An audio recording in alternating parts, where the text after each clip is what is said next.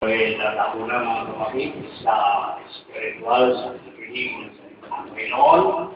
Ang hindi pa nakakakilala ang ating pangaral speaker ngayon sa umagang ito ay si Pastor Danny from San Pedro, Laguna.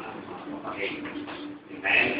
Kaya muli mga kapatid tayo po ay makinig sa salita ng Panginoon. Kaya tayo po ay naparito dahil ng Panginoon sa mga natin ng mga kapatid.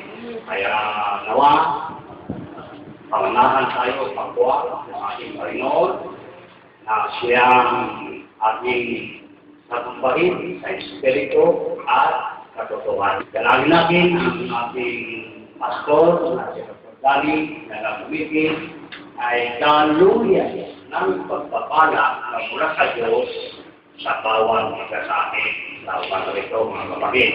Amen. Gamitin natin yung uli-bili, habang tinatawagan ko si Pastor Danny Bernardo bilang taga-pamaral natin.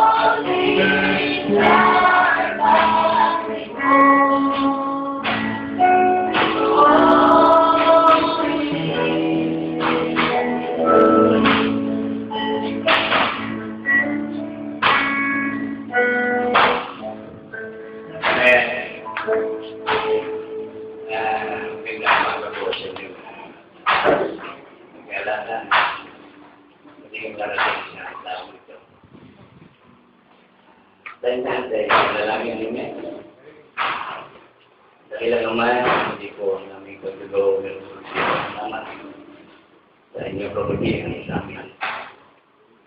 Pagkakataon mo, binigyan mo lang sa ayaw. Ang pagkakasipon, pagpahin kayo ng Espiritu ng katotohanan na ang iyong sabitay na katutunan, kalakasan, biyaya, at pagpapalan. Karagdagan sa aming pangangailangan sa mga spiritual ng sa isang paghahanda na kayo ang laging magbibigay daan upang kami maging magbibigay at marapat sa inyong marapat na makatakbo ka sa bawat biyaya ayon sa iyong plano sa looban. Kulit sa umagang ito, Lord, ay namin dinugin, Lord, kung patnubay po ang mga namin at kung po ang siyang makisang mangusap ng payag at tumatakbo sa bawat kahilingan sa aming langit. Kung ito ay aming dinugulong at siyang para sa namin. Sa takip ang pangalan ng aming Panginoon si Cristo. Amen. Tayo po natin. Ito muna.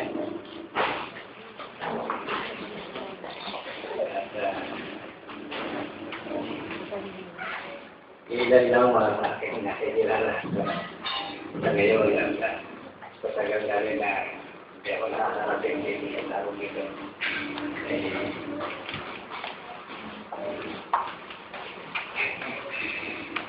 Salamat sa Panginoon, nakalo na nakatili at papatuloy sa pagkailangan pag-ilikot sa Panginoon. Salamat kay Brother Doming na siyang nagbigay ng isang imbitasyon na makilig kayo sa mga ito. Alam niyo kanina sabi ko, 8:30 araw ako sa tapat ng Methodist Church. Paparadaan mo rin pero nagbumating ay 9 o'clock. Punta ko na ako sa kabilangan. Na ano ko yung lugar nila pero maksuding makita. Bakit ko sa dito, sa bumalik ako. Hindi mo dito, hindi ko makita ang church. Hindi mo, gano'n sa lugar mo. At sabi ko, wala akong church. Kaya bumalik ako natin yung kantangan. Doon ko lang ako kaya wala ko doon sa tapat ng pwede bumarada. Pero sabi niya, meron sa sakit kaya ako sa laot sa pwede bumarada. So, sa matagal, napakaraming pagbabago kasi dati ito, yan ako pumaparada, pero ngayon, natarap lang. So, ito yung nagkaroon pag wala yung sa pwede yung napakalaking pagbabago. Sa tagal ng karating na hindi ako nakakarating sa at salamat sa Panginoon sa pagkakatawa sa mga ganito. Nung mga nakaraan na akala ko yung mga karating din kayo doon sa tapo ng Malolos Bulacan, mga cup-meeting doon. Ang nangilang namin po ang video sa Emmaus campsite. Ito ay isang Christian group hindi kasama sa denomination pero hindi rin kasama sa naniniwala natin hindi naniniwala sa Bible. Kasap namin yung may-ari doon at administrator wala naman siyang tutol sa pintahin ito. Alam namin na sa camp-meeting na yun ay inomonitor nila kami doon sa mga gawain pero wala silang nakitang kakaiba sa naguluhan. Wala nila sa Bible, kanila. In-introduce namin sa nila. I don't know ano plano pero wala Panginoon para sa nila. I hope na nadating ang time na makita nila sa kakawanan ng salita ng ating Panginoon. Kaya, ewan ko kung this December, hindi pa kami nakapag-usap na Brother Ray, Brother June, Brother Ray Soriano, Brother Toto ng Kalamba. Kami ay nagkakausap-usap para daw sa preparasyon ng pag-ibig. Kaya na next time na kita-kita tayo sa pag-ibig. Mabili ko na lang dapat, dadaanan na lang ano doon. Okay. Salamat sa Panginoon. Kaya natin tumayo. Sana sa ating Bible sa Tingkol, John chapter 14. Ulitin madalas na rin yung napag-uusapan. So, tingnan natin sa bahaging ito para naman ako. John chapter 14.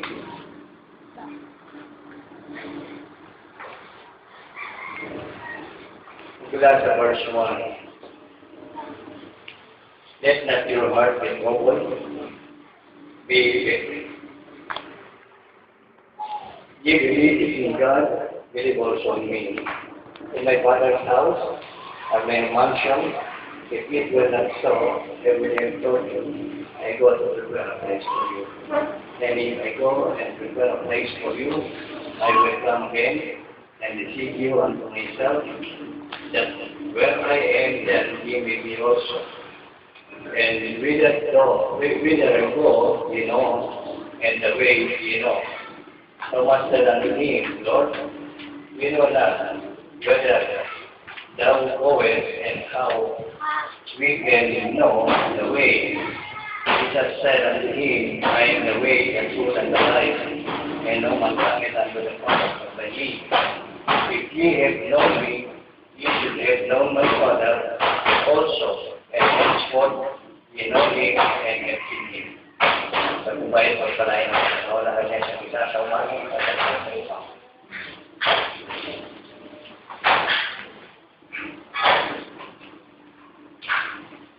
Sa bahagi ito ng kasulatan na ating binasa, sabi ng Panginoon, let not your heart be troubled. Ye believe in me, ye believe in God, believe also in me. In my Father's house, and my mansion, if it were not so, I would have told you, I go and prepare a place for you. So, ang Diyos ang ating Panginoon sa Kristo, nagsinit sa mga disipulo na kanyang kausap at that time, ay nangungusap siya ng isang bagay. At ang bagay nito ay ang kanyang pag-ibig. At sabi niya, Ako'y aalis and I will prepare a place for you. So, ang pag-alis na yaon ng ating Panginoon ay kanyang inihahanda para sa isang bagay. At alam natin na pinukoy sa atin ang kasulatan at yan sa Luke chapter 22 ay binuksan din sa atin. Yan natin ang bahagi ito, Luke 22.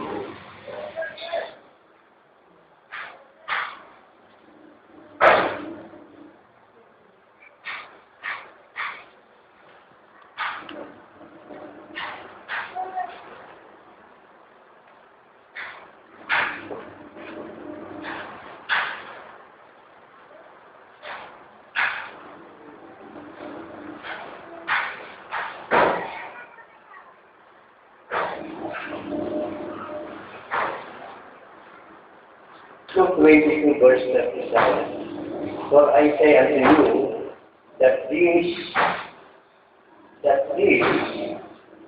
written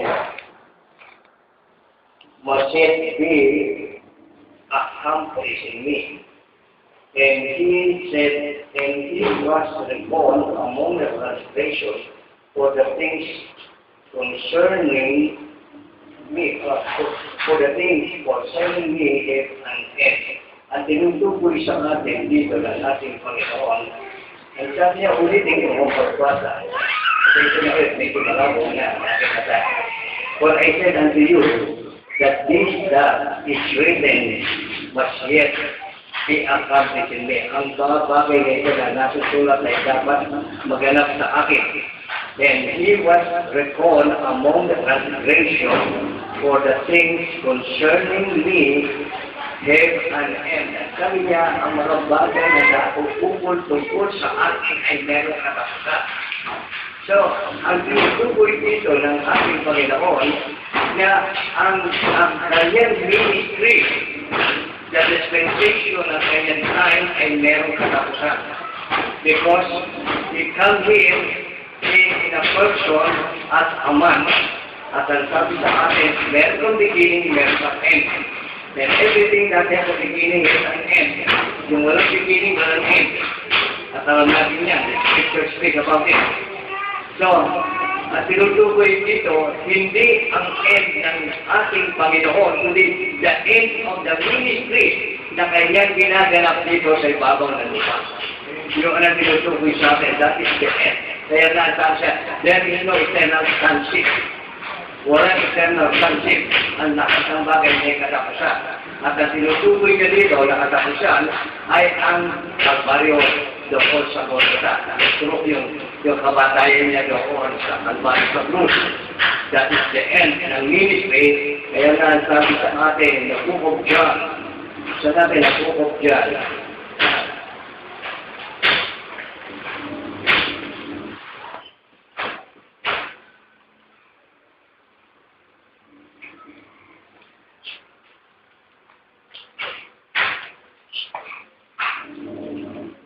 Book of John chapter 14. Book of John chapter 14.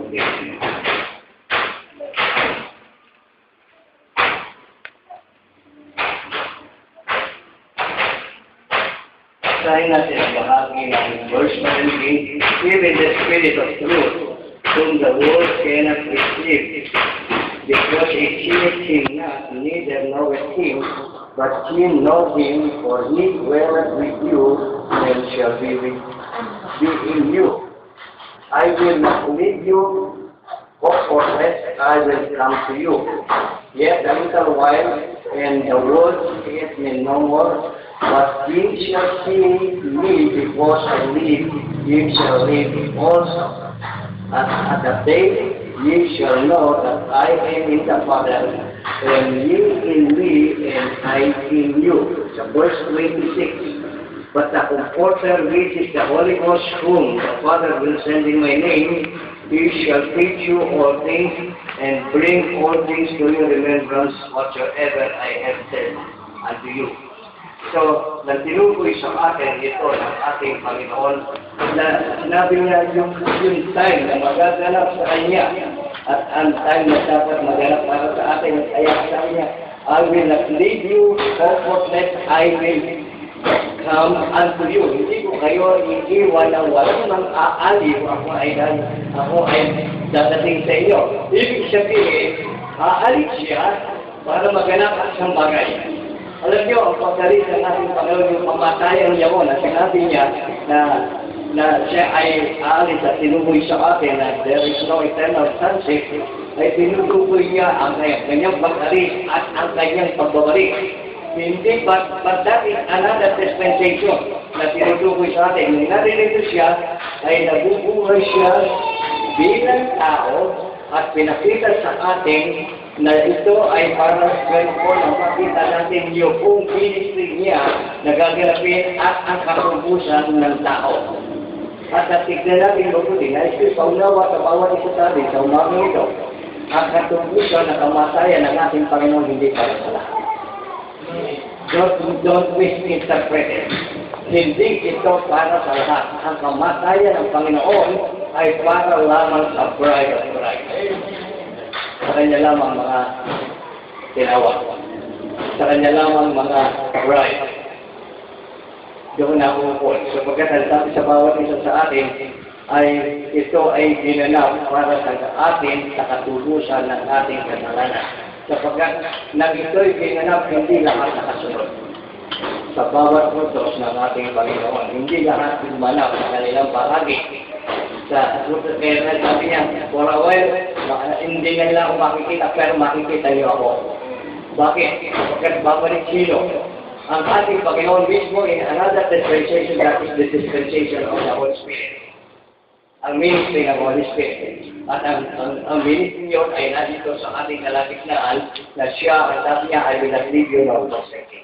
Hindi ko kayo iiwan at hindi ko kayo pababayaan. At yun ay pinatunayan niya sa atin, but the Comforter which is the Holy Ghost, whom the Father will send in my name, he shall teach you all things and bring all things to your remembrance whatsoever I have said unto you. So, siya magtuturo at magbabalik sa atin ang lahat ng alaala kung ano ang tinuro at sinabi niya para sa bawat isa sa atin. That is Jesus Christ. So, nang ipinag-usap sa atin ito, ang lahat ng bagay sa ating Panginoon ay may purpose. Alam niya ang lahat ng bagay. Alam niya, tayo sa umagang ito, may purpose ang ating Panginoon, bakit tayo natin ito. Alam niyo, bakit natin natin ito dyan, it's a purpose. So, ang lahat ng ito ay may purpose. Hindi tayo natin ito for that of something, nothing new. Meron kahalagahan at lahat ng bagay na ginagawa ng ating Panginoon para sa bawat ito sa atin.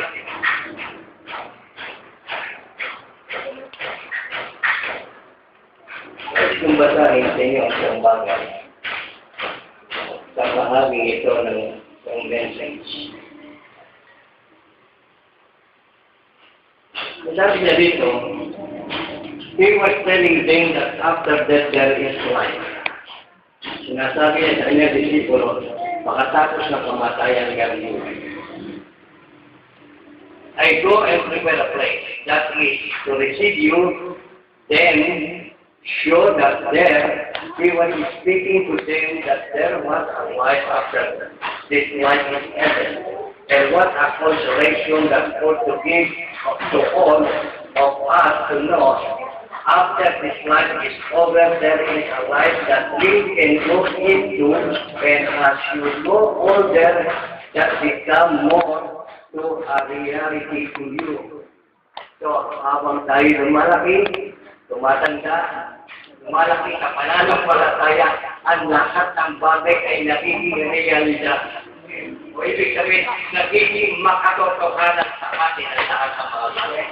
Kung ano ang sinabi ng ating Panginoon sa kanyang salita, ay nakikita natin ang katuparan at ang katotohanan ng salita ng ating Panginoon. Sapagkat ang sabi one time ng ating nagkasulatan, ang Diyos kanyang laging iniingatan ng kanyang salita. So wala siyang sinabi na hindi niya tinupad. So kung sabi niya, I go and prepare a place for you, tutuparin niya ang pangako niya. So there is a place. there's a place there. Ang sabi ni Brother Branham, alam niyo ba, sabi ni Brother Branham, heaven is a real. It is a real thing. At makikita natin ang lahat ng ito when we come to that place. Ang reality ng lahat ng mga bagay. So yun ang doon tayo inihahanda ng ating Panginoon sa pamot ng mga bagay na yaon. Kaya nga, kaya tinutukoy sa bawat isa sa atin lagi, ang lahat ng bagay ay inihanda ng ating para. All things are pre-planned. Alalahanin natin, nagaya natin, yung isang mag-asawa.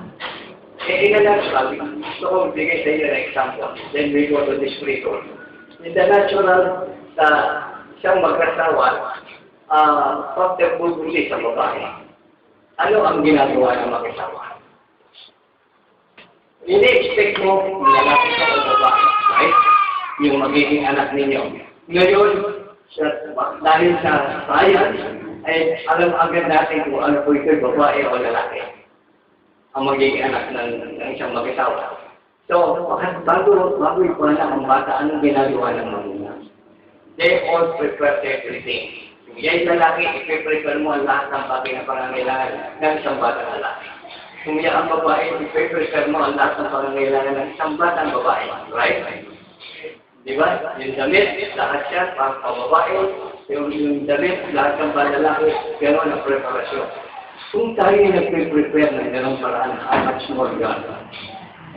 Kaya ano pa kaya ang Diyos na ipe-prepare tayo at ipe-prepare ang lahat ng bagay para sa bawat isa tayo? That is the same thing, yung preparation. So, ang lahat ng bagay nakaplano sa atin, tayo magulang nagpaplano para sa ating mga anak. Sa future nila, ang Diyos ay may plano para sa ating future. Ang Diyos may plano para sa lahat ng bagay. Kaya nga ang sabi sa atin, before the foundation of the world, alam ng Panginoon kung sino ang kanyang anak, ang lalaki at babae. Before the foundation of the world, alam niya kung saan siya naroon ngayon. Ang lahat ng mga ito is pre-planned ng ating Panginoon. Kaya nga, as we go on, ang sabi sa atin one time, Brother Branham, yung revelation, ang lahat ng bagay, God has revealed to us, and it become a plain view. When we speak of a plain view, nagiging napaka-simpleng bagay na nakikita mo kung ano ang plano ng Diyos para sa iyo. Why? Because we reveal it. Yung kanyang revelation na binibigay sa atin from Genesis to the book of Revelation, ang lahat ay binubuksan niya unti-unti sa ating isa-isa. That is a preparation para sa bawat isa sa atin to complete or to conform with the promise na pinangako niya sa atin. Sapagkat may pangako siya at kung hindi tayo magiging handa to conform with that promise, hindi tayo makaparoon.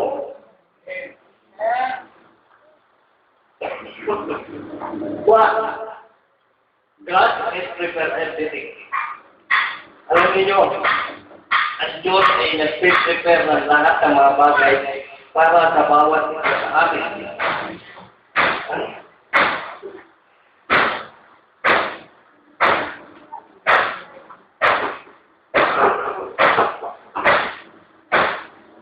At ang lahat ng pangako ng ating Panginoon ay totoo. Wala siyang pinangako na hindi totoo. Wala siyang sinabi na hindi natupad. Ang lahat ng kanyang sinabi ay matutupad. Alam niyo, ang napakahalaga sa atin ay makilala at maunawaan ano ba ang plano ng Diyos para sa atin. Yun ang napakahalaga na dapat natin makita. One time, sabi ni Lord God sent a prophet. At ang propeta nito, he speak words na hindi niya alam bakit niya ipinangunaisa. Isa sa sabihin, Panginoon ang nangusap sa kanya, hindi niya alam. That is very true. Nangungusap ang ating Panginoon sa tao, sa propeta. Sapagkat ang propeta is just a mouthpiece of God. Ito'y bibigyaman ng Diyos para kung ano ang plano ng Diyos ay ipahayag sa atin. At ang ginagamit niya ay ang kanyang lingkod ng propeta. Hindi bawat isa, no. Dahil is specific plan ng Diyos, ito ay ang kanyang gagawin ay ang kanyang lingkod na propeta. So, bibigyan ko kayo ng example. Pinupoy sa atin. Alam natin lahat ito. Sa book of Isaiah, sa atin, 7:6 or Isaiah 9:6 at 7:14. Tingnan natin, buksan natin para makita natin mabuti. Alam kong ito'y ating napag-usapan ninyo ng maraming pagkakataon. Pero nais ko lang pasay sa bagay.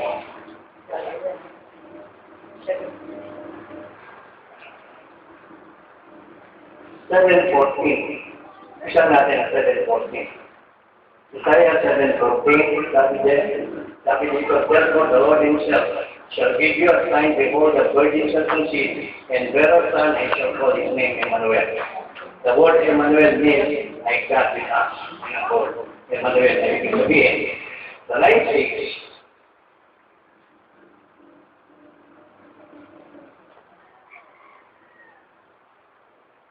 for unto us a child is born, unto us a son is given, and the government shall be upon his shoulder, and his name shall be called Wonderful Counselor, the Mighty God, the Everlasting Father, the Prince of Peace. Of the increase of his government and peace there shall be no end. Upon the throne of David and upon the kingdom to order it, and to establish it with judgment and with justice from henceforth even forever. The seal of the Lord of hosts will perform this. So, ito ang tinutukoy sa atin. This is what God promised to the mouth of a prophet. Ngayon, ang tanong sa atin, si Isaiah sa kinwestiyon niya ang Diyos? No.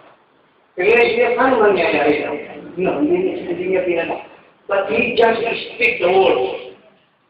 Alam niyo, ang Panginoon, kapag nangusap na kanyang salita, matutupad ito at matutupad. Gaano man katagal at gaano man ilang taon ang ibilang matutupad ang salita ng ating Panginoon. So, sa daming virgin, sino ang pinili ng Panginoon? Sino ang pumili? Yung bang virgin na sarili niya, na pinili niya sa ako ay virgin, sa aking magaganap ang salita ng Panginoon. It is God that free plan kung sino ang virgin na yaon. It is God that plan kung kailan magaganap ang bagay na ito. It is God's plan kung saan magaganap ang bagay na ito. Ang lahat ng ito, plano ng Panginoon mula sa lugar, sa time, at sino ang Diyos ang nagplano ng lahat ng ito. Ang tanong ko sa inyo sa umagang ito, sino ang nagplano sa inyo para pumunta rito? Sino ang nagplano sa inyo para tawagin kayo ng Panginoon? Sino ang nagplano sa inyo para tagapin ninyo ang mensahe nito? Sino ang nagplano sa inyo? Na ipahayag sa inyo ang mensahe nito ng isang propeta? Wala ka. Diyos. Di ba? It is only God. Why? Paano ito naganap? Because before the foundation of the world, you are already predestinated to receive this message. Di ba? Before the foundation of the world, predestinated ka na. Saan ka man naroon ay madidinig at madidinig mo ang mensahe ito at ito ay para sa iyo. Hindi para sa iba. At iba nakakatinig nito, hindi nila kayang tanggapin. Di ba? Marami. Naalala niyo ba yung sample ni Brother Branham tungkol doon sa islog ng akila at mga manok na ito ay napisa doon sa hugas ng isang manok. Di ba? Ano kasama niya doon? Mga islog ng manok. Nag-iisa siya doon. Silang lahat ay napisa. Alam ng mga manok yung tinig ng kanilang inang manok. Pero hindi alam ito ng maliit na agila. So, kasama-sama siya, lahat ng ginagawa nila, ginagawa ng manok na agila, ng mga manok, ng mga sisiw, na ginagawa ng anak ng agila. Because, naroon siya sa place na yun. Wala siyang magagawa. That is the same condition na tayo, na ipinanganak tayo dito sa ibabaw ng lupa. We are all in sin, shaped up in iniquities, and take out of this world speaking right. Right? Hindi natin gusto yun. Bakit? Because we came here at tayo naging makasalanan because of sex. We are born in sex. Bakit hindi yun ang original plano ng Diyos? Ang original plano ng Diyos para sa akin ay tayo ay panganak sa pamamagitan ng spoken word. That is the plan of God. But because of the thinking na pinapalakas ang bagay na yun at tayo napunta rito na hindi natin plano, yung itlog ng manukan na tayo na hindi yung plano siya yung mapisado o sa puga ng manok, tayo hindi natin plano na tayo mapunta dito sa lugar na ito. But God, ang sabi sa akin, ang lahat na ito ay prepared to fulfill. Yung isang bagay na isang Panginoon na mapulfill para sa bawat isa sa amin. Nang dumating ang time, yung Mother Agila na sabi ay lumilipad na tinahanap niya ang kanyang anak. Ano kanyang ginawa? Sumiyaw siya. At ang tinig na niya kung nadinig ng isang maliit na agila. At ang tinig na yakon, ang sabi sa ating yung tinig na yun at siya, nagkaroon sila ng communication. At ang communication na yakon, kanya naririto ako. Nagdumating ang time para sa bawat isa sa ating time lahat ay nasa denomination.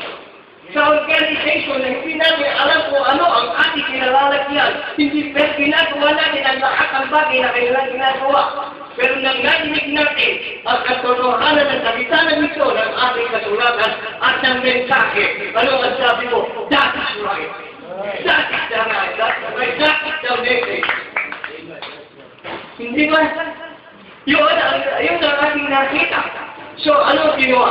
Ang sabi nung ilang agila, nandiyan ka pala, ikaw ay lumipat. Hindi ko kaya, lumipat ka.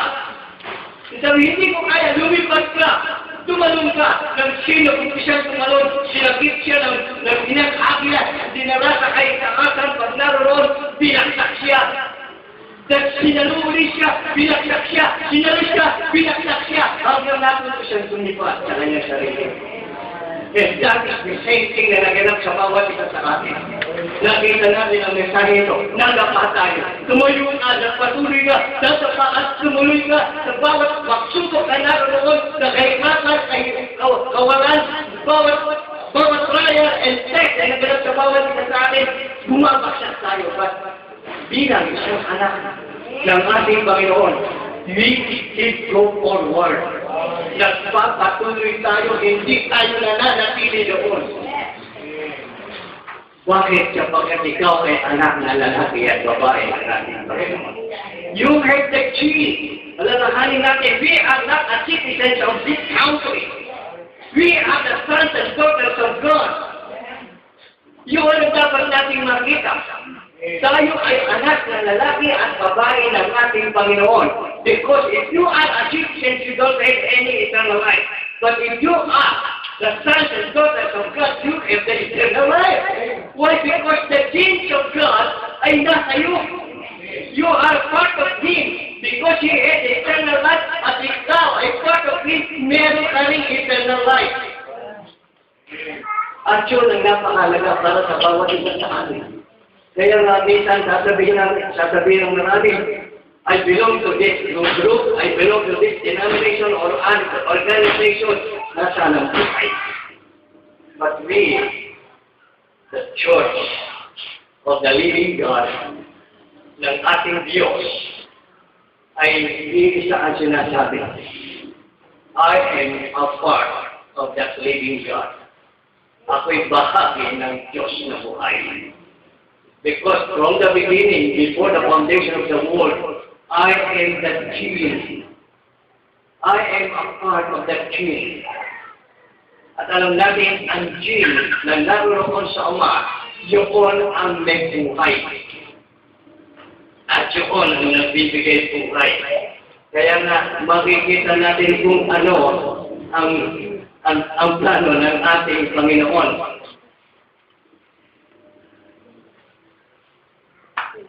Babasahin ko sa inyo ang bahaging ito. We know that Jesus has come to prepare a place to receive a people unto himself. Who those people are? Ang tanong ni Brother Branham, who those people are? Praise the Lord, sister. Sabi niya, I hope it is me. Ang tanong niya, sino ang mga taong yakon? Ang sagot niya, siya rin sumagot, ako ay umaasa na ikaw ay tayo. Yun ang sabi niya. I hope it is me. We are part of those people tonight. If it is him, my friend, ngayon tingnan natin, unawain natin mabuti bahaging ito. Ang sabi niya, kung hindi gayon, mga kaibigan, God has made a way. Merong paraan ang Diyos. A condition that you can include in that if you want to. Ulitin ko, tuloy-tuloy ko ang pagbasa. Sabi niya, you know that Jesus has gone to prepare a place to receive a people unto himself. Who those people are, I hope, it is we are part of those people. If it isn't, my friend, God has made a way, a condition that we can be included in that. If you want to, you are on a free moral ethics. At sabi sa atin, kung wala ka doon, kung hindi ka nakama doon, merong kondisyon na pwede na makasama doon kung gugustuhin mo. At ang sabi sa atin, because of the free moral condition na ibinigay para sa bawat isa sa atin, free moral ethics, ang ibig sabihin, yung sarili mong kalooban, binigyan ka ng isang karapatan ng Diyos na pumili. Kung nais mo piliin na ikaw mapasama sa ating Panginoon, magkaroon ng buhay na eternal life, it is up to you. Kung ayaw mo, it is up to you. Yun ang condition na pinupoy sa bawat isa sa atin. Pero alam ng bawat isa sa atin, ang lahat ang masupunta doon is predestinated. Alam natin, it is predestinated. But ang predestination, meron ay binibigyan tayo ng free will ng ating Panginoon na pumili.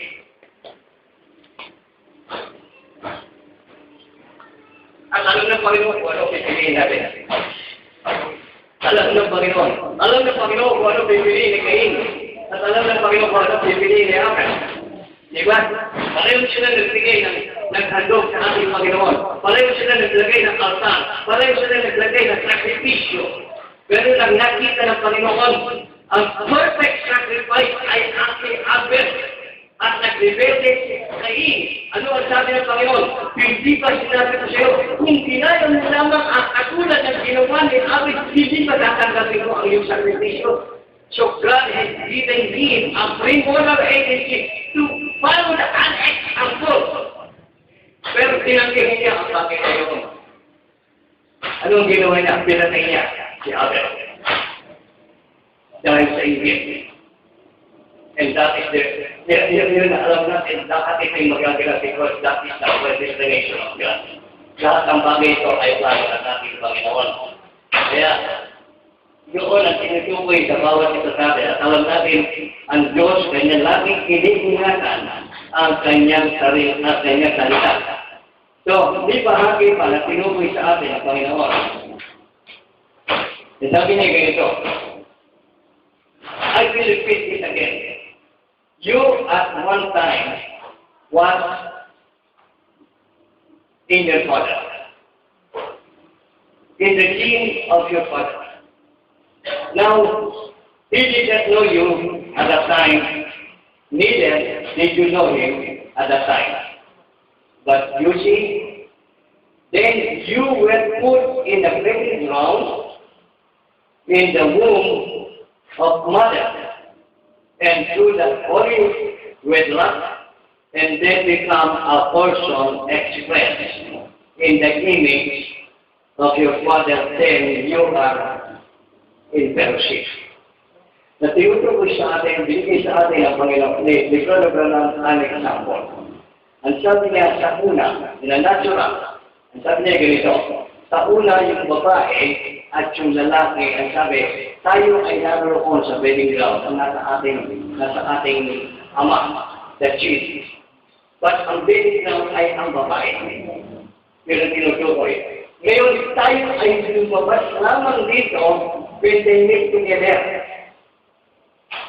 At pagkat na lumabas tayo, that is the express ng isang gene ng ating ama. Nang tayo lumabas, then we have a fellowship with our Father. Ngayon, nagkaroon tayo ng pakikipag-ugnayan sa ating ama.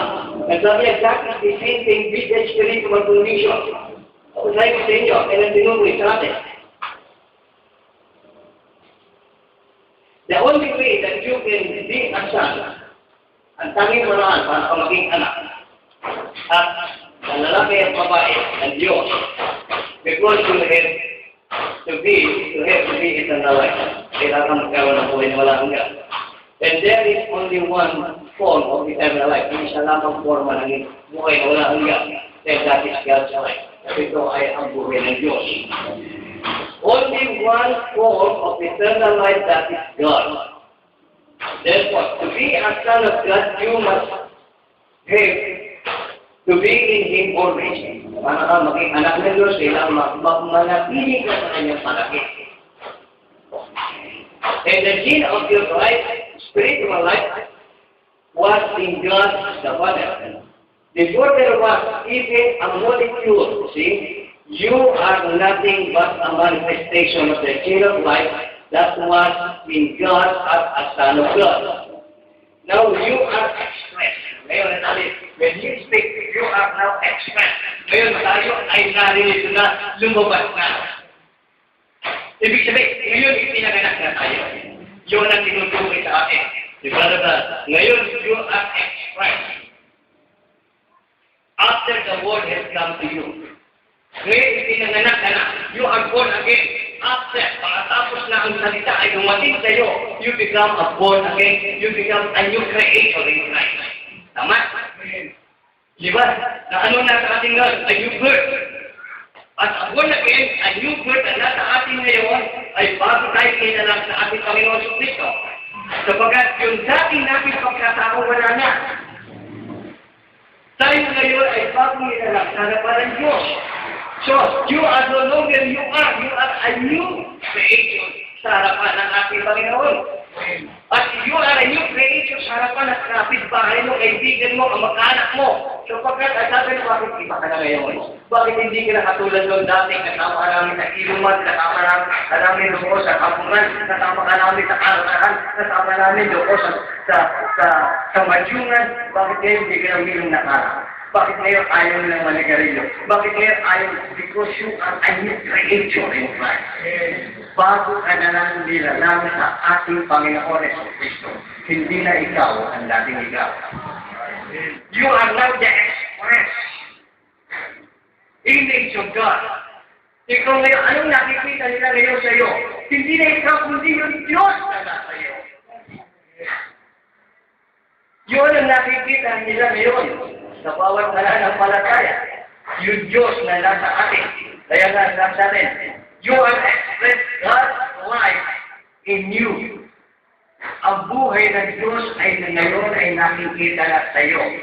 Because you are a son and or a daughter of God. So hindi na, iba na kanilang nakikita. Iba na ang kanilang na-oobserbahan sa buhay mo. Hindi ka na dati na naroon ko sa kapitbahay dyan nila lang usap-usap, pinag-uusapan. Ngayon ay naroon ka na, nasa silid na nanalangin, nagpupuri, nagpapasalamat, tumakanta ng pupuri sa Diyos. So that is the express. Is that the express? God's life you are now made, you are setting in the church this only because you are guilty to express God in this nation. And these people and you are and the neighborhood, you are associated. So ano ang nasa atin ngayon? Tayo ang nagpapahayag ngayon kung sino ang ating Diyos. Sa buhay natin, sa ating way, sa ating pamumuhay, naroon nakikita ng kapitbahay mo, nakikita ng lahat ng tao kung sino ka. Ang in-express mo, hindi ang iyong pagkatao, hindi ang Diyos na nabubuhay sa iyo. Yun ang tinutukoy sa bawat isa sa atin. Whether you are, God knew that you will be here because you have to be some of His grace, of His gene, of His attitude you have to be. If you got eternal life then, it always was eternal life. God, before there was a foundation of the world, knew that you would be here. So yun ang pinanungusap sa bawat isa sa atin. Tayo, before the foundation of the world, ay naririto na. Ngayon, nais kong bigyan ng isang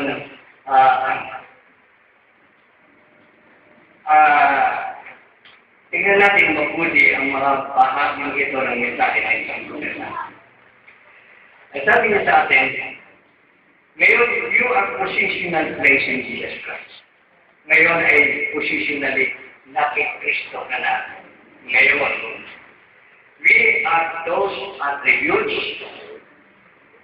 We cannot live by faith, hindi tayo pwede mabuhay sa isang credo. We cannot live by denomination. We must live by the Word. Because the bride is part of the bridegroom.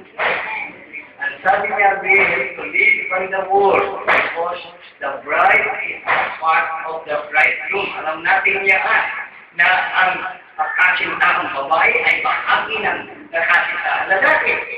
Di ba? There are parts. Hindi sila pwedeng magka. Kaya nga, ang sabi sa atin, sila kinasal, sila iisa, hindi sila dalawa.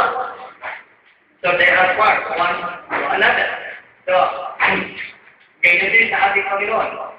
For any wife is part of the husband. Therefore, we must be that word bride. Yung wala tinutulog siya. Pagkalas natin dinig yung word bride. Word bride, ano ba yung word bride? When we speak of the Word, it means in the beginning was the Word, and the Word was with God, and the Word was God, and the Word made flesh and dwelt among us. Who is the Word? That is Jesus Christ, right? It's the Word. In the beginning was the Word. That is John 1:1. And then John 1:14. In the beginning was the Word, and the Word was with God, and the Word was God. So the Word was God. And if you are the bride of God, bride of Jesus Christ, so you are a part of the world. Bahagi tayo ng salita ng Diyos. Hindi tayo maaaring mahiwalay. Then you become a word bride. And what is the word bride? The manifestation of the hour of the bride. The manifestation of the hour, of this hour, the bride.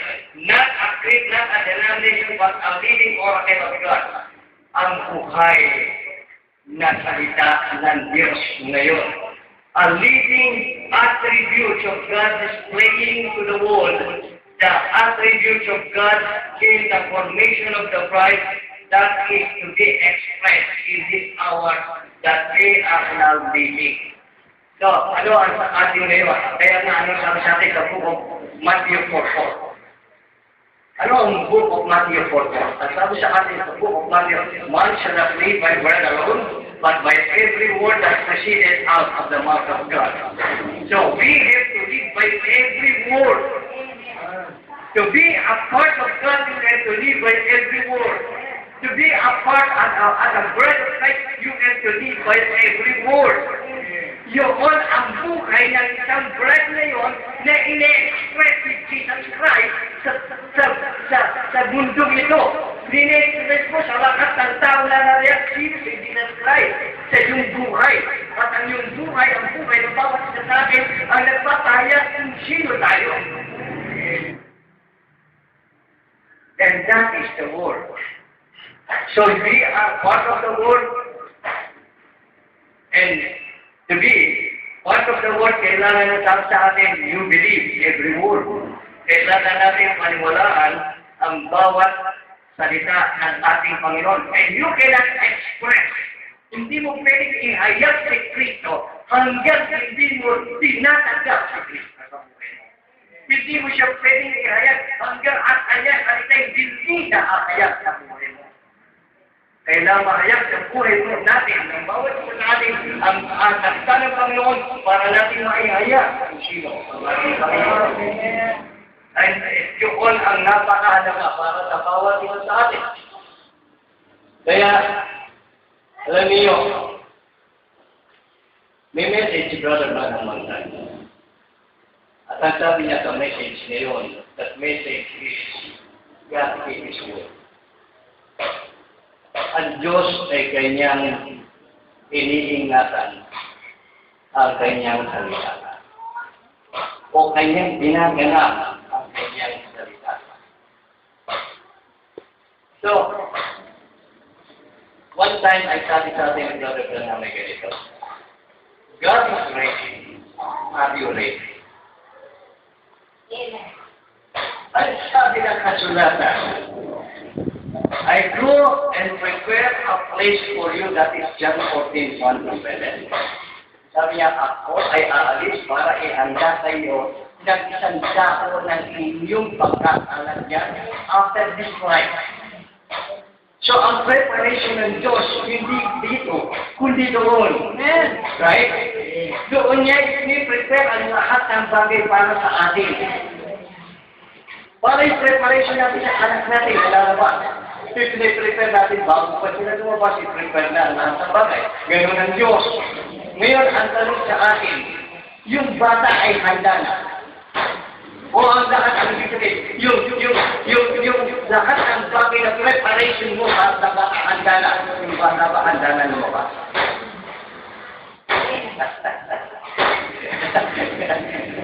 Hindi ba on time? Hindi mo pwedeng percent yan. Di ba? Pero handa na ba? Ngayon, ganun din ang sabi sa atin. Ang Diyos ay handa. The rapture is past due. Ang ibig sabihin ni Brother Branham, na tinukoy niya, the rapture, pag-usahin ko sa inyo, tinukoy niya rito. God was ready because the time of the promise drew nigh. God sent an angel down on earth and made ready the people to fulfill His word. For God always in His word, He said to Moses. So, ang sabi sa atin, God is ready. Ang Diyos ay handa para ganapin ang kanyang pangako. Pero ang tao hindi handa. Ngayon, ang Diyos ay handa na. Pero marami sa atin hindi handa. Kung tayo, and we believe we are a bride of Christ, kung tayo naniniwala, ang sabi sa atin, hindi maaaring ako handa, ikaw hindi. Kung pareho tayong mahal. Hindi maaaring isa sa atin hindi na handa kung kayo kasama sa ating bride. So, ang lahat dapat handa. Amen. Hindi pwede maiwan ang isa. Kaya nga, sabi ng God is ready. Are you ready? Ang Diyos ay handa. Ikaw ba ay handa na? Ang Diyos ay, ang sabi sa akin, handa para ilabas ang bayan ng Israel out of Egypt. But it took another 40 years, right? Hindi ba si Moses, he tried to bring out Israel out of Egypt, pero tumanggi ang Israel. And it took another 40 years. Si Moses ay iwan ang Egypto pumunta sa wilderness, and on the 80th year ng kanyang age, alaman siya, nakita niya ang sign ng Panginoon na siya lumaki. At ang sabi ng Panginoon, dati sa Exodus chapter 3, verse 8, I come down to deliver my people out of Egypt.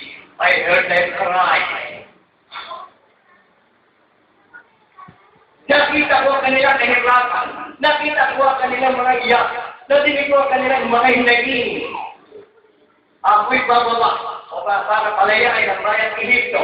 Ang sabi ng Panginoon, Moses, go down and bring them out.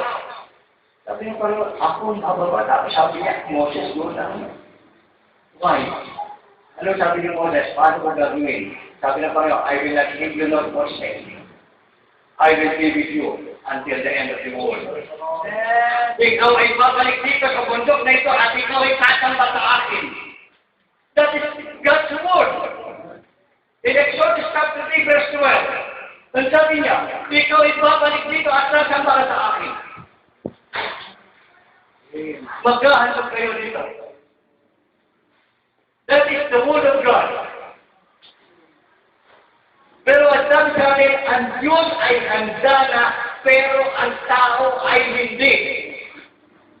At yun ang nais ko in-part sa bawat isa sa atin. Ang Diyos nagpe-prepare. Babasahin ko sa inyo later on. Bakit tayo sinabi sa atin ng Diyos sa scripture nito, be perfect for I am perfect. Be perfect for I am perfect. Ang nais niya ay protection sa bawat isa.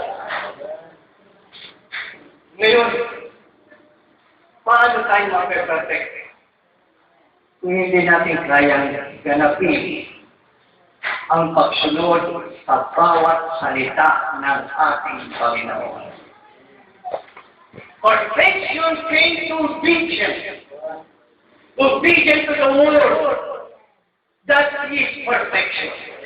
Kung tayo ay susunod sa bawat salita ng ating Panginoon, sapagkat ang sabi niya, man shall not live by bread alone, but by every word that proceeded out of the mouth of God. Every word, not a single word para hindi mo wala, no. We have to follow every word. At yun ang napakahalaga na tinutukoy sa bawat isa sa atin. Kaya, ano ang tinukoy sa atin? The coming of the Lord Jesus is way past due. Ito sabi ni Brother. The coming of the Lord Jesus is way past due. I believe it was long past time ago. So, at sinasabi, ang pagdating ng ating Panginoon Yesu Cristo, ano yung coming of the Lord? That is speak of a rapture. Ito'y tinutukoy rapture. Coming of the Lord is long way past. Sapagkat napakatagal ng panahon na sinabi niya, I prepare a place for you. Di ba? Matagal niya nakaprepare yun para sa bawat isa sa atin. Ang lakas ng bagay na prepare na. Ang lakas ng bagay ay past due. Ang ibig sabihin ng past due ay nasa tama na oras. Pero lumakpas na ano sa oras na dapat maganap ang isang bagay at hindi pa nagaganap because something wrong. Merong problema kaya hindi nagaganap. Ano yung problema niyon? Maring ikaw, maring Noe, maring ako ang isang dahilan para hindi maganap. Di ba? Maring tayo ang may pagkukulang. O sasabihin na hindi maaari, tayo ang may pagkukulang kaya hindi nagaganap ang pangako ng ating Panginoon. Because God's promise must be fulfilled. Hindi ito pwedeng mahadlangan, walang makakadlag sa pangako ng Diyos. Kaya nga, sabi ng Panginoon ng Scripture, kung hindi kayo maniniwala, ang Diyos ay kayang magbuhay ng anak ni Abraham sa siyentakan ka. Salita ng Diyos. That is the Scripture. So, ang sabi ni Brother Abraham, I believe it is long time ago. But it is because the church is not ready to meet him. Sabi niya, because the church is not ready to meet him. Sino ang church na ito? Not the building. not this church of Tala. It is every person inside here. Lahat ng naroon sa bawat churches. Yung na tinutukoy, hindi ang building, hindi ang lugar, kundi yung tao na bubuhay at sa loob ng iglesia niyon, which is the Church of the Living God. Now, you will notice, as it was in the days of Noah, sabi niya, in the days of Noah, before the flood, how it would be. God was not willing that any should perish, but that all might come to repentance. Then He suffered long. The flood stage was way past due. Ayaw ng Diyos na sino man makakasama. Ayaw ng Diyos na sino man makakasama. Ang flood ngayon ay hindi magaganap kung ang tao naniwala kay Noah. Did you believe that? Kung ang tao naniwala kay Noah, hindi magaganap ang flood. Sapagkat si Noah, ano ginawa ni Noah? Ano sabi ng Panginoon kay Noah? Noah, gumawa ka ng arka. Noah, ganito ang gagawin mo sa arka, ganito ang partition, ganito ang kahon, ganito ang lahatan, specification na gagawin mo doon sa arka ngayon. Ano ang sabi ng tao? Si Noah, si Noah, sira ang puso. Si Noah, ano ang kanyang kalagayan? Sa tao. Walang naniwala kay Noah na ulan at babaha.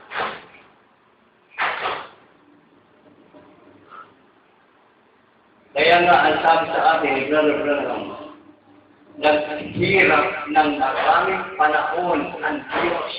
Hindi hirap sa isang bagay, kundi yung hirap sa kalooban. God has a feeling. Kung yung sabihin, walang feeling ang Diyos. May feeling siya kung ano yung feeling natin, naghihirap tayo, pero din na nakikita niya ang sitwasyon ng bawat kanyang anak na lalaki at babae, naghihirap ang Diyos.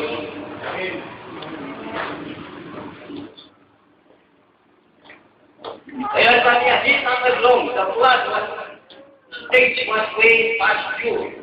Down in Egypt, it was past due.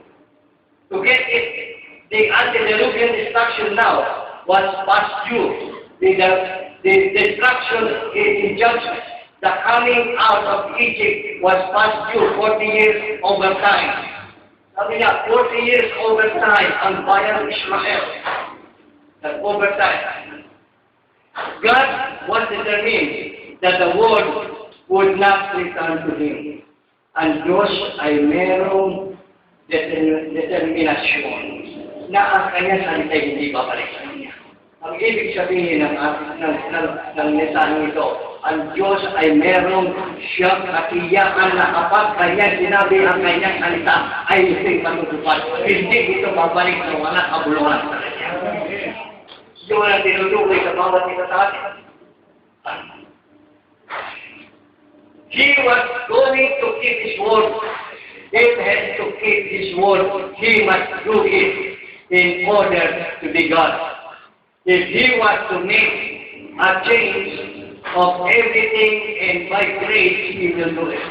Kaya nga, sabi niya, kung kailangan niyang magbago ng ibang bagay, at kung kakailanganin, dahil sa awa, ay gagawin niya ito. Alalahanin natin sa umagang ito, dahil sa awa ng Diyos, merong prolongation ng pagdating ng ating Panginoon. Because ang sabi sa atin, ano ang sabi sa atin ang kasulatan? Kung babasahin niyo ang Book of Matthew sa chapter 24, naroon ang tatlong katanungan. At ang katanungan niyo, kailan katapusan ng daigdig dito, kailan ang muling pabalik? Ito katanungan doon. At sinagot sa haso ng Panginoon. At ang muling sagot niya, when this message of the hour, when the gospel has been preached to all nations, then the end shall come. Ano ibig sabihin? When the gospel is preached to all nations, ano ang kahalagahan nito? Hinahanap ng Diyos ang kahit-kahitang bride. At pag nakuha na at tatakwa ng kahit-kahitang bride yun, the rapture will come. Yun ang hinihintay. Maraming bride na yung hindi pa handa. Kaya hindi mo. Yun ang tinutukoy sa atin.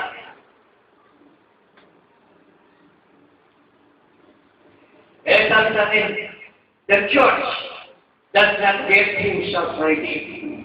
Ang church, hindi pa siya nagiging handa. There is your duty to get ready. Narito ang inyong katungkulan na makapaghanda.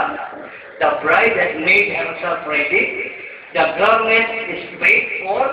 They are ready, but you must be ready to wear those garments. The church has made herself ready. And sabi, the garment has been paid. The garment has been paid. Ano ang ibig sabihin sa atin? Yung garment ang isang babae, kung ikakasal, sino bibili ng garment? Di ba lalaki? So, bibili mo rin niya, bibigay doon sa babae para kanyang isuot. Nabili na ito. Pero hindi pa na isusuot. Hinihintay ito isuot. At maging handa para sa isang kasalan. And that is the condition ng bawat isa sa atin sa umaga nito. The garment that is made, what is that garment? Basahin natin ang book of Isaiah sa chapter 61.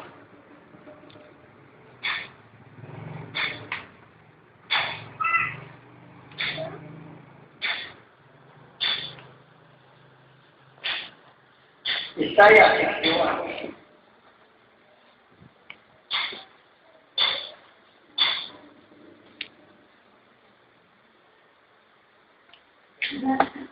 Verse 10. Isaiah 61, verse 10. I will greatly rejoice in the Lord. My soul shall be joyful in my God. For he has clothed me with the garment of salvation. He has covered me with the robe of righteousness. As a bridegroom decketh himself with ornament, and as the bride ornamented herself, adorneth herself with her jewels. Ang sabi sa atin, yung garment of salvation and the robe of righteousness ay ibinigay na sa atin ng ating Panginoon. He died in Calvary. Siya ang nagligtas sa atin doon sa Kalbaryo. Tinubos tayo sa pamamagitan ng dugo sa ating Panginoon. The bride. Nagtayo tinubos doon. Ano ang binigay sa bawat isa sa atin? The robe of righteousness. Ang isang roba ng katuwiran. And the righteousness of God is Jesus Christ. And the righteousness na hiningi sa bawat isa na is the word ng ating Panginoon na ipigis natin ang kanyang salita. Man shall not live by bread alone, but by every word that proceeded out of the mouth of God. Yun ang hiningi sa bawat isa sa atin. The righteousness of God, which is Jesus Christ Himself. Yun ang ibigis ng bawat isa sa atin. Kaya nga, ang sabi sa atin, the church has made herself ready. Kailangan ihanda ng iglesia ang kanyang sarili. If the church doesn't get ready, God is able, this is called, to roast children unto Abraham. Ganyan kahalaga ang bawat salita ng ating Panginoon para sa bawat salita. So, at kung basahin sa inyo sa pag-uuharap ng bahaging ito ng ating gawain,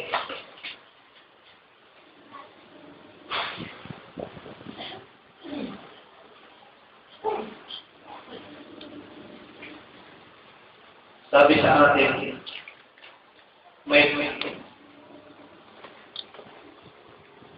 my Father's house, I will go and prepare a place for you. You take out of this penthouse and deliver you unto my Father's house. Anong tinukoy niya ng best house? Ang best house natin is the natural nating kalagayan dito. This world is the best house. Ang ating kalaman ay best house. Ang lahat nito, ang sabi sa atin, why? Bakit tinawag itong best house? Ang ibig sabihin, alam niyo ba kung ano yung best house na tinutuloy sa atin? Yung pwedeng kabuhayan. Tignan mo ang lahat ng hospital. Punta ka dito sa Talaga ng Rosario Hospital. That is a best house. Lahat ng laman ay naging peste. Pilis din na ng sakit. Nadalan, nakaaway. Lahat ng pagamutan is best house. Sapagkat naroon ang lahat ng karamdaman. Lahat ng bagay ng sanlibutan is best house. Sapagkat naroon ang lahat ng sanlibutan. Tayo ay may best house itong mga nito. Sapagkat ang press at ang lahat ng press na dito manita. Kaya nga, sabi sa bawat isa sa atin, aalisin tayo sa ganitong kondisyon. At dahil tayo doon sa kondisyon ng ating Panginoon, God prepare a house for you. Dito tayo aalisin. Yun ang napakalaga sa ating lahat. Kaya sinasabi sa atin, prepare, be ready. The bride is not be ready. It's prepared. Ano, kailangan namin is perfection. Ganito ang kanyang tinukoy sa atin. It's just to prepare a place, a perfect place, where no evil exists, no sickness exists, no old age exists, no death exists. Wala na doong diablo, walang karamdaman, walang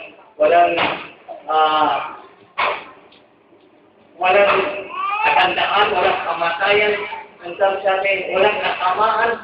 That is the place that we prepare ng ating Panginoon. Para sa bawat isa sa atin. So yung place na ito, na kanyang nais prepare para sa bawat isa sa atin. It's a perfect place. Sabi niya, it is a perfect place. Calling you to that perfection. Tinatawag ka doon sa isang kasangtalan, and you have to be perfect to be get there. You have to be perfect to be get there. Alam niyo ang sabi sa atin one time na Paul, no one is perfect. We cannot be perfected in the flesh. That is very true. Kahit sino sa atin, hindi tayo perfect sa place, sa place na ito. Pero there is a perfection na ginawa sa atin ng ating Panginoon. That is in the book of Ephesians chapter 4 or chapter 5. Yung sinabi sa atin, He prepared a church that is without blemish, without spot, without wrinkle. Di ba? Paano ito magaganap? There is only one thing para ito maganap para sa bawat isa sa atin. We cannot be perfected in this place. That is very true. But we will be perfected if we are in Jesus Christ. That is the only perfection because God is perfect. Jesus Christ is perfect. Kung tayo nasa Kanya. Kaya sabi niya po, one time, it is not me that liveth, it is Christ that liveth in me. Hindi na ako nabubuhay sa Kristo na nabubuhay sa akin. Why? That is perfection. Hindi na si Kristo. Hindi na ako, hindi si Kristo na nabubuhay sa akin. I die daily. Saan siya namamatay araw-araw? Siya namamatay sa kanyang laman. Siya namamatay sa kanyang ambition. Siya namamatay sa lahat ng bagay. I die daily. It is the me that liveth in Jesus Christ that liveth in me. That is perfection. At ang tinutukoy ay sa bawat isa sa atin. Kaya sabi sa atin, the Bible says so, Jesus said, be ye therefore perfect even as your Father in heaven is perfect. It is a perfect kingdom, so it must be a perfect people. Come, because you have to stand and to be married to a perfect Son of God. Amen. Kaya kung hindi ka perfect, hindi ka pwede iba ngayon maging asawa, ang ating Panginoon na pagkakil perfect. Ang kaharian ay perfect. Ang lahat ng bagay ay perfect. So we have to be perfect. You must be a perfect bride, so you can do anything else but the perfect word of God. Hindi natin magagawa ang mga perfection maliban sa pamamagitan ng perfect word of God. Ang salita nito, the Bible, ng bawat Bible na tangan-tangan natin is a perfect word of God.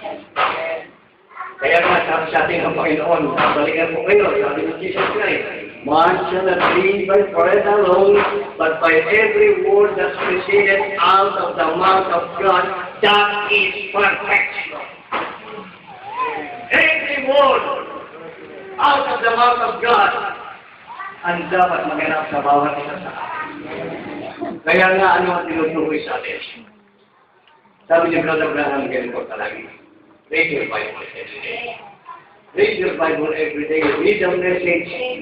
Read every message of the hour para alam ninyo at malaman natin kung ano ang mensaheng ito, kahalagaan nito sa buhay ng bawat atin.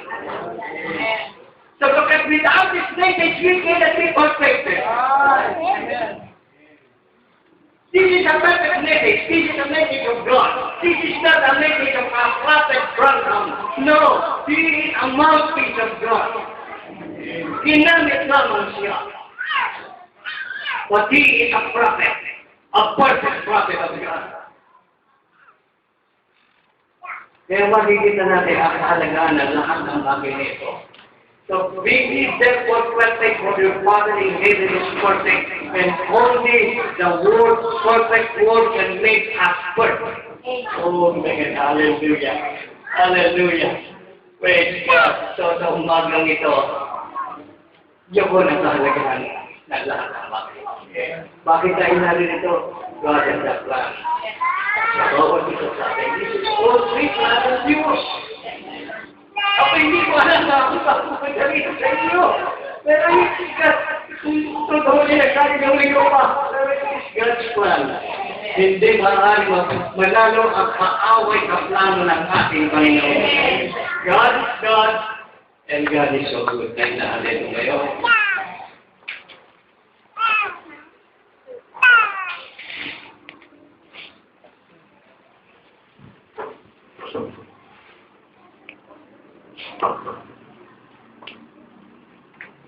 Alam niyo ba yung awitin? Thank you, Lord. Thank you, Lord, for your blessing. Alam niyo ba yun? Alam niyo yung awitin. Thank you, Lord, for your blessing on me.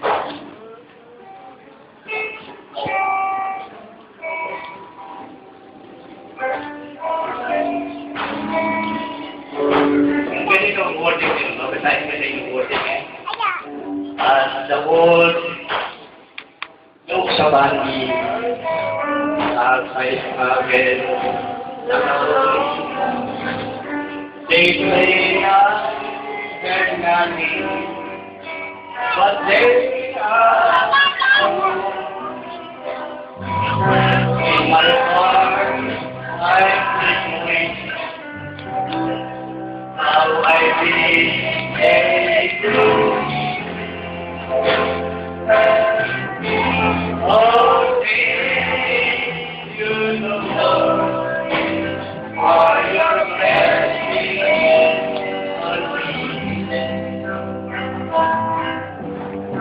I don't know what about me. I don't play and I will my faith. And she restored my peace. You gave me your love, and my heart is so thank you, for your blessing.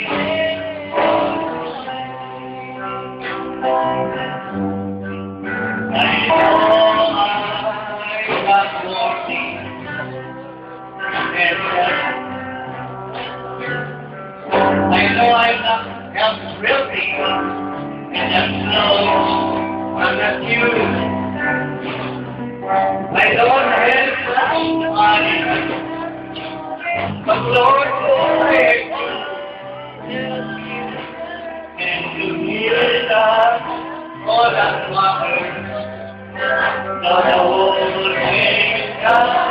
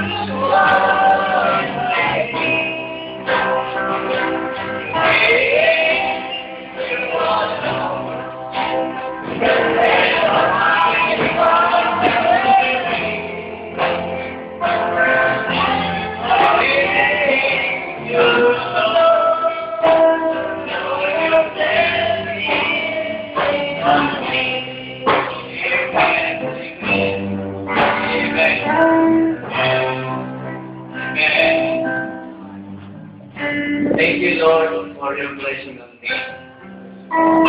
Nag-bless pa tayo sa mga the blessing is not from me, but from God.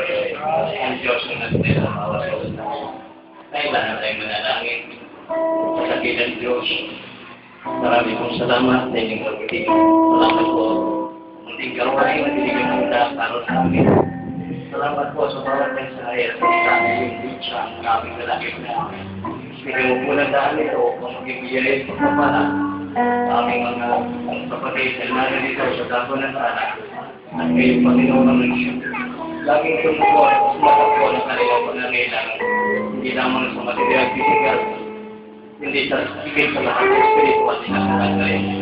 Lord, tulad ng iyong mensahe sa amin, bigyan mo po kami at tulad mo kami mapaginda ang aming sarili sa inyong muling magbabalik. Tulungan mo kami maging marapat at tulungan mo kami na kasaksalan ng karoon ng katugunan at ganapan sa buhay ng mga ang lahat kong ito ay ang dinudulog ng ipagpasalamat sa dakilang pangalan ng Panginoon Jesus. Amen. Brother, hindi mo ko na itong kantahin sa inyo.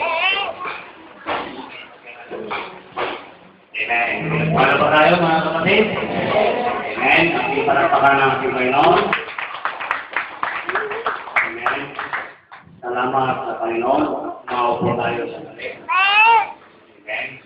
Alam niyo yung history ng Church building. Amen. Isa si Pastor namin na ginamit para may tayo ang building. Ang totoo nung itayo ito, hindi pa ako tumatanggap noon sa Panginoon. Yan. Pero limit sa kaalaman ng iba, sa kapatid, bago itayo at magkaroon ng pamunuan sa church building na ito, mga kapatid, nakausap ko ako. Yan ang tulong. Dito sa lugar ito, nakausap ko ang Diyos. Yan. Wala pang pamunuan na, wala pang building. Noong nakatagpo ko ang Panginoon sa lugar ito, mga kapatid. Hindi ko nagkataon na dito itinayo ang building. Amen? Kaya, salamat sa Panginoon na Pastor Dani, sila Brother George Sanlibo, yung mga hindi nakakakilala, si George Sanlibo, si Pastor Dani ay masayaw.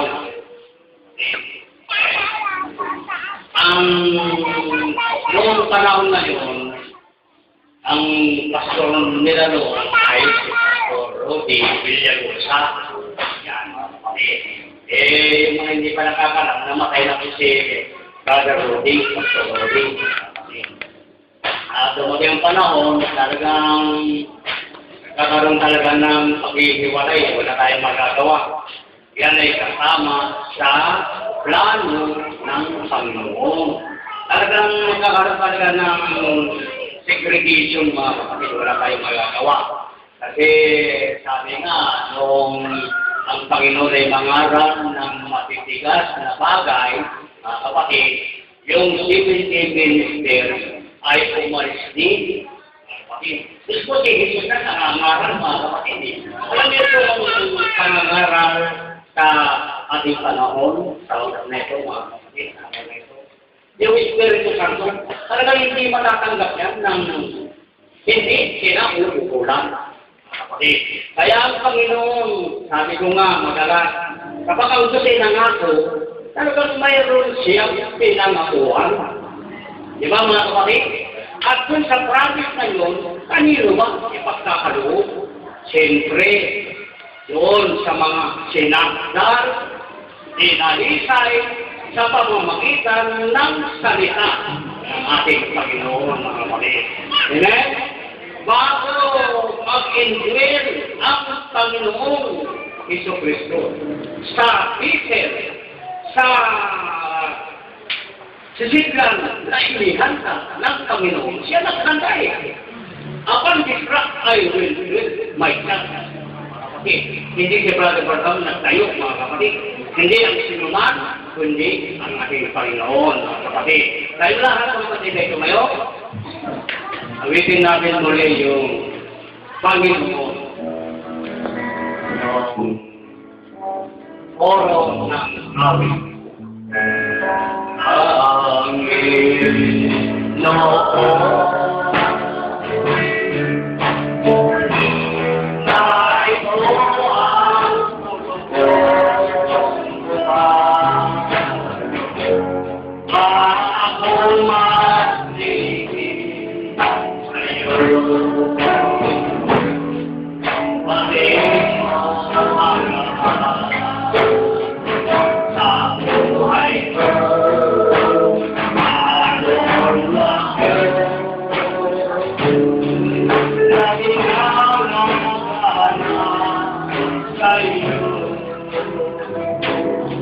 Ang aming rahmat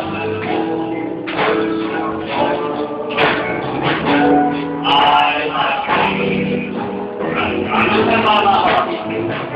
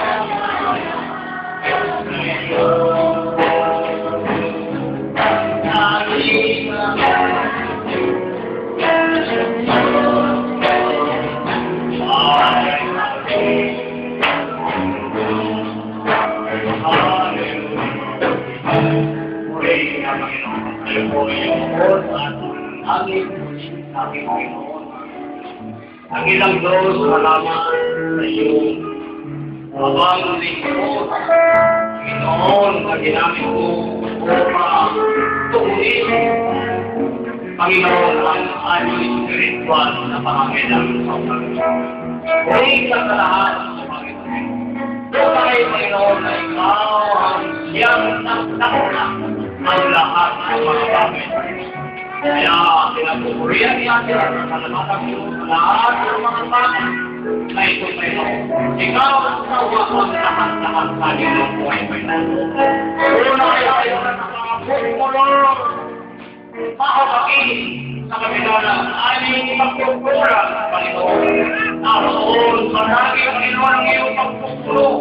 Panginoon, pagpunawa, Panginoon, sa bawat namin. Uriin ka sa salamat ng mga Panginoon. Patuloy mo kaming kabayaan, patuloy mo kaming pagkakaroon, Panginoon, na mga kami marurot, Panginoon, sa ayaw, sa iyong mga hangat, Panginoon, hanggang sa nakatuhan ng Panginoon, hindi mo kami iiwan, Panginoon. Uriin sa lahat ng mga bagay, Panginoon. Ay nakilang na ay ng Espiritu, ikabuwaba ang ating wawa at matalangin. Amen. Ito po ang ating kapay sa Panginoon. Tayo po ay gawin kabayan. Gamitin natin yung